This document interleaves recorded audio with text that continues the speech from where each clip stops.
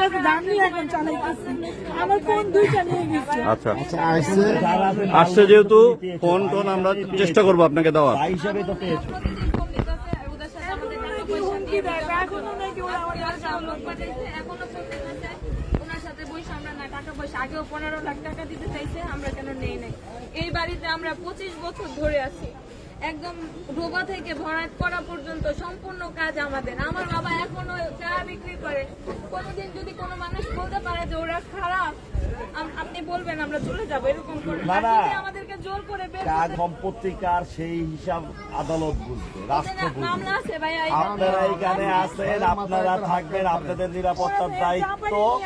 আজকে আদালত থানা বিএনপির পক্ষ থেকে আমি মনোয়ার হাসান জীবন নিলাম। আপনারা আমার বোন, আপনারা দরজা জানালা খুলে ঘুমাবেন। আর কোনো টেনশন নাই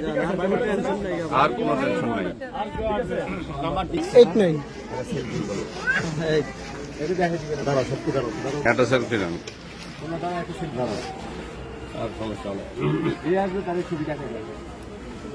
বলে আরে চিনো নেই, আরে চিনলে আরে দেখে আর হবে।